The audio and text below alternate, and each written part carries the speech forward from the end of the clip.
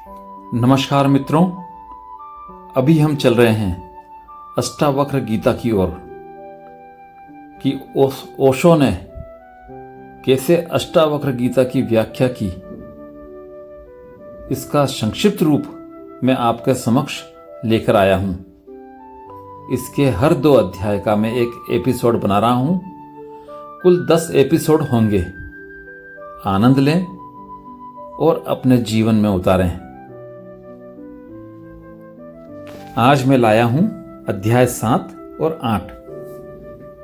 छठे अध्याय में अष्टावक्र ने कहा, ज्ञानी न बंधा है न मुक्त, बस अपने स्वभाव में स्थित है।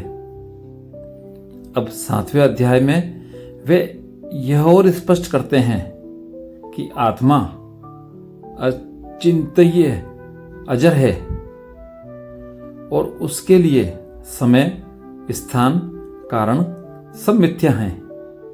ओशो कहते हैं, जब तुम अपने स्वरूप को जान लेते हो तो समय रुक जाता है और जो बचता है वह केवल शुद्ध उपस्थिति है। श्लोक 1।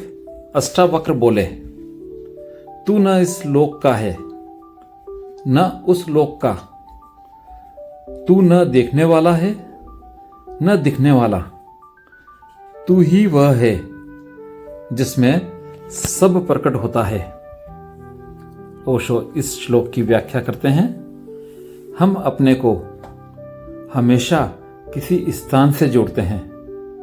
मैं यहां हूं, मैं वहां था, लेकिन जो चेतना है उसका कोई पता नहीं।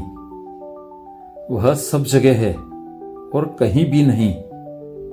ओशो कहते हैं, तुम्हारा असली घर कोई पता नहीं है, वह बस होना है। पता पूछने वाला मन है, होना मन से परे है। श्लोक 2।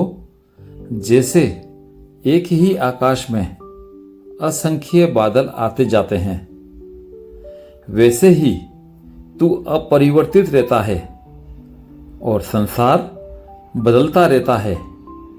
ओशो कहते हैं, आकाश को बादलों से कोई लेना देना नहीं। वे आएंगे, बरसेंगे, मिट जाएंगे। तुम भी वैसे ही हो। शरीर, विचार, भावनाएं आती जाती हैं, लेकिन तुम वहीं रहते हो। ओशो कहते हैं, यदि तुम आकाश की तरह रह सको तो कोई भी घटना तुम्हें बांध नहीं सकती। अष्टावक्र का 3रा श्लोक। तू न पवित्र है न अपवित्र, तू न करता है न अकर्ता, तू केवल साक्षी है।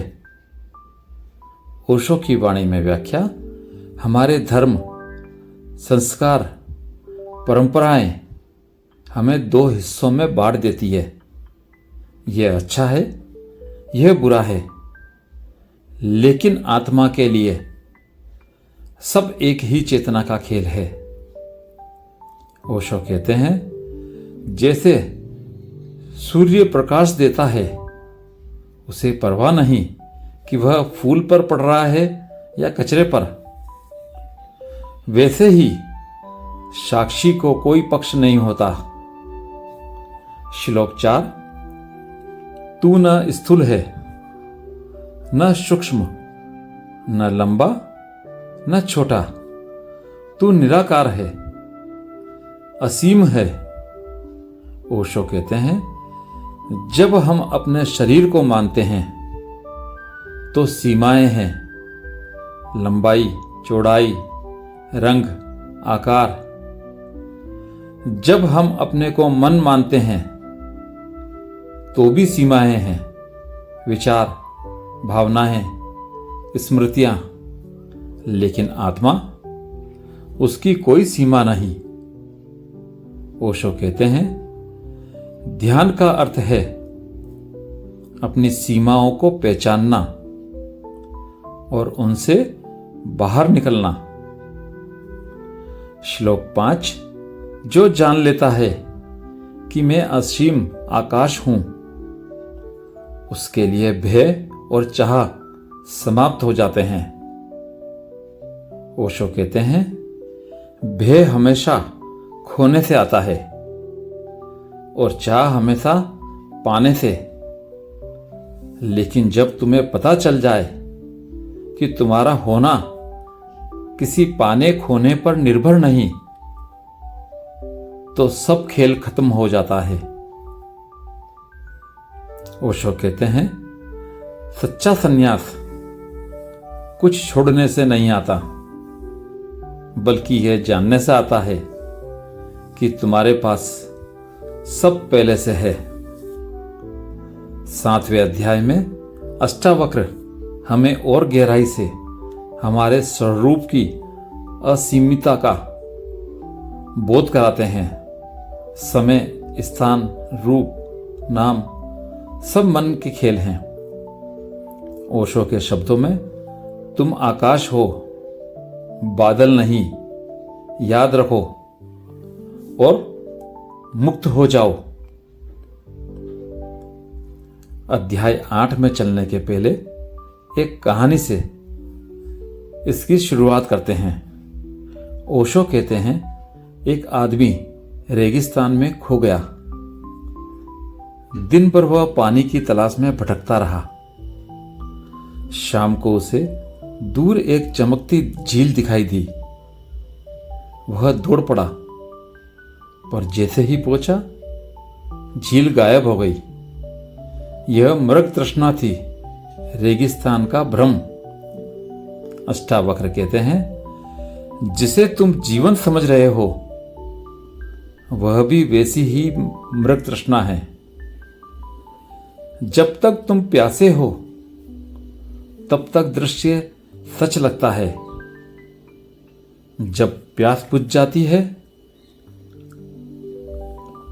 तो पता चलता है यह सब केवल लहरें थी, पानी कहीं था ही नहीं।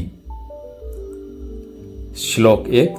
अष्टावक्र बोले, जो सुख और दुख को एक समान देखता है, जो स्वर्ग और नरक में भेद नहीं करता, वह मुक्त है। ओशो कहते हैं, हम सुख को पकड़ना चाहते हैं और दुख से भागना चाहते हैं, लेकिन जो दोनों को एक ही नाटक का हिस्सा मान ले, उसके लिए पकड़ने और भागने का खेल खत्म हो जाता है। ओशो कहते हैं, जब तुम किसी एक को पकड़ते हो, तो दूसरे को भी बुला रहे होते हो। ज्ञानी दोनों को आने जाने देता है, जैसे आकाश बादलों को। अष्टावक्र का दूसरा श्लोक। जो न प्रशंसा में फूलता है, न निंदा में सुकड़ता है, वह ही सच्चा ज्ञानी है। ओशो कहते हैं, दूसरों के शब्द हमारे मन का मौसम बदल देते हैं। कोई हमें अच्छा कह दे तो धूप खिल जाती है, कोई बुरा कह दे तो बादल छा जाते हैं। ओशो कहते हैं, जब तक तुम्हारा मौसम तुम्हारे हाथ में नहीं आता, तब तक तुम पराधीन हो। मुक्ति का मतलब है तुम्हारा आकाश हमेशा साफ रहे, चाहे कुछ भी कहें। अष्टावक्र तीसरे श्लोक में कहते हैं, जिसने इच्छा का त्याग कर दिया, वह चाहे कहीं भी रहे, स्वतंत्र रहता है। ओशो कहते हैं, इच्छा का मतलब है तुम इस पल से संतुष्ट नहीं हो। इच्छा तुम्हें कल में फेंक देती है। ओशो कहते हैं, ध्यान में इच्छा गल जाती है, और जब इच्छा नहीं रहती तो वर्तमान ही स्वर्ग बन जाता है। श्लोक 4। जिसे न सुख की तलाश है, न दुख से भय, वह ही अमृतत्व का रस पीता है। ओशो की वाणी में व्याख्या। अमरत्व का मतलब शरीर को हमेशा रखना नहीं, बल्कि यह जानना कि तुम कभी जन्मे ही नहीं। सुख और दुख के पार जो जगह है वहीं अमृत बहता है। ओशो कहते हैं, तुम्हारी आत्मा पहले से ही उस अमृत में स्नान कर रही है, बस आंखें खोलनी है। अष्टावक्र 5वें श्लोक में कहते हैं, जो जानता है कि यह जगत मृग तृष्णा है, वह कभी प्यासा नहीं होता। ओशो कहते हैं, मृग तृष्णा में भागते हुए ऊंट को देखो, वह सोचता है अभी पानी मिलेगा, लेकिन बस और दूर भागता जाता है।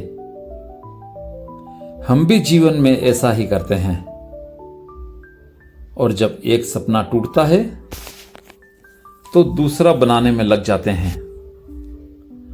ओशो कहते हैं, जब यह देख लो कि खेल सपना है तो प्यास बुझ जाती है और तुम बस मौन में बैठ जाते हो।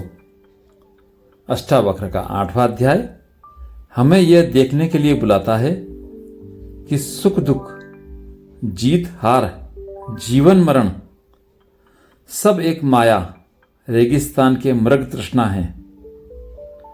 ओशो के शब्दों में, सच का पहला कदम है भ्रम को पहचानना, और अंतिम कदम है भ्रम को पहचान कर भी मुस्कुराना। धन्यवाद।